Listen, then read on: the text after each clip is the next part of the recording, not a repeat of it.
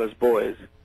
Now, for vegetarians out there who wish to do the right thing, I'm going to put a little crimp in, their very happy-go-lucky world, thinking that we're a little bit better than the meat eater and so forth. Well, if you understood what soy was, you would understand that we are doing no better, we are faring no better than the meat eater, and this is purposefully done. It was found out in 1950, in the late 1940s and the early 1950s, that soy was very toxic to the endocrine system, that it caused destabilization of the endocrine system, accelerating female growth and decelerating masculine proclivities. Even with that knowledge, they decided to put soy into virtually every food that is now produced, a soy byproduct. If you could look into every food, I don't care if you're vegetarian or not, in every food there is some kind of derivative of soy, as well as some kind of derivative of petroleum, oil, crude oil that you get out of the ground, is in virtually all of the food that we eat here in Western society. Now, the problem with soy is that it has toxins that essentially act as what are known as anti-nutrients.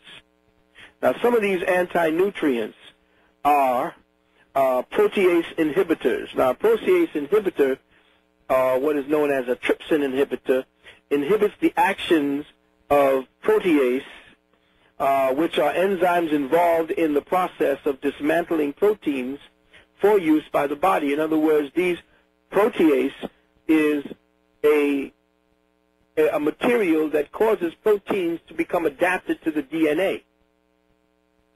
Part of the other materials that are in the soy is what are known as soy lectins, phytic acid, nitrosamines, manganese concentrates, soya-toxins.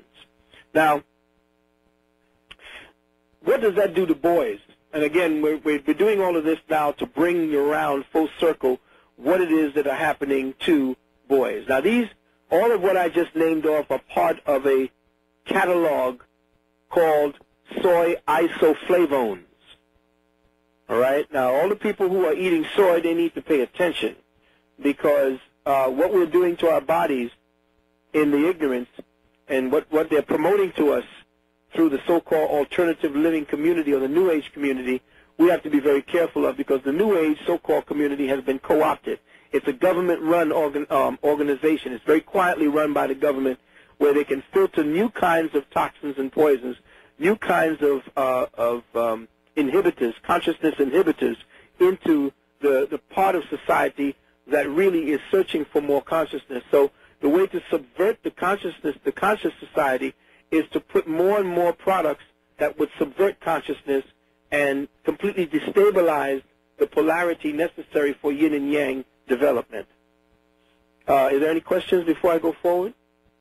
Actually, I do have a couple of comments. Okay. And, a lot of times our listeners, they get overwhelmed, and some of our people, like you said in the beginning of the program, they love to hear, I guess you could say, some kind of reference or some kind of label or something like that. And so while you were speaking, it kind of brought me back to something.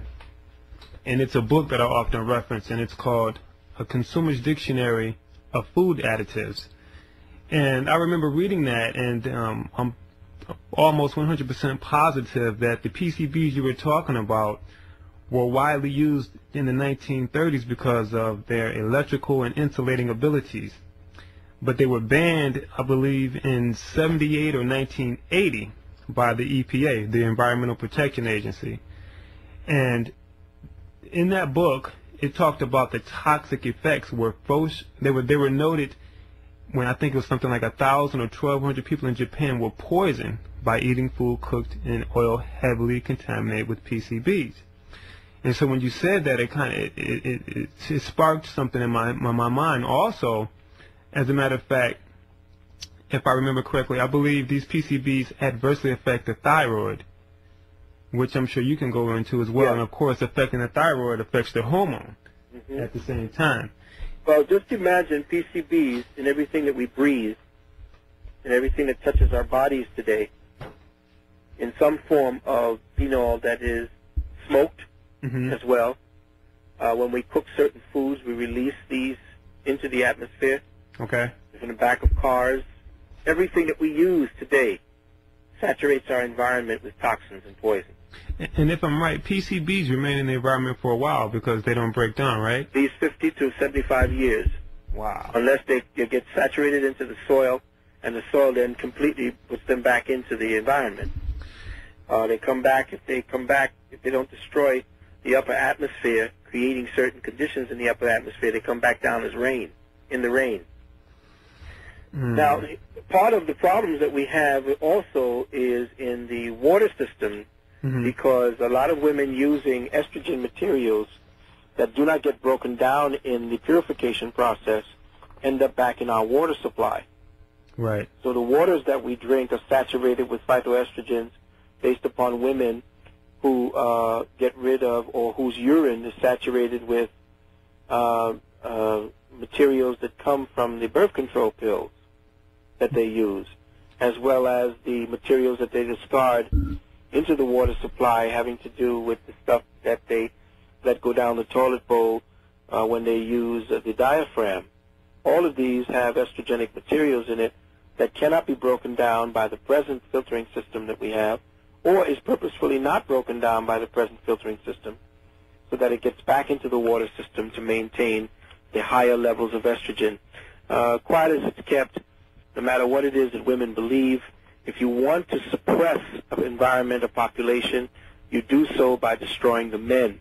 Women can be more easily negotiated with over adapting and adopting certain philosophies and behaviorisms, because women are more prone to follow than to lead. And those that lead pretty much lead because they essentially have learned how well to adapt, and they lead other women on how to adapt. But men don't like to adapt to things that do not fit with that leadership, provider, protector instinct that they have. So we're more prone to react to certain conditions, where women are more prone to be accepting of certain conditions, which is why the so-called, I guess, either the epidemic or the incredible rise of homosexuality is being tolerated today, because essentially most of our society is under a feminist umbrella. And it's the feminists who encourage homosexuality in men, because most of them in the upper branches don't like men anyway, real men. Right. So moving right along about phytoestrogens in men, we want to say that the soy is very important now, because, yes, we do breathe poisons and drink them in the waters every day, but what we eat, all the foods that we have available to us, are all saturated with soy, and we found that soy products may increase a boy's chances of developing testicular cancer later in life, because it means that the soy that they take over long periods of time mean a longer exposure to female sexual hormones. So these phytoestrogens in men were found that when they were given in smaller quantities can completely and very quickly overwhelm androgenic activity in the male body. Soy produces estrogen molecules in biologically significant amount, because the process. Let me just give you a quick overview. This is something that we don't have normally, and people don't know. Soy, as it was first cultivated in Asia, was never used as a food. The earlier records of the Chinese dynasty showed that soy was used simply as a nitrogenic substance to be placed back into the soil when it was laid barren, or not barren, but fallow, or laid dormant.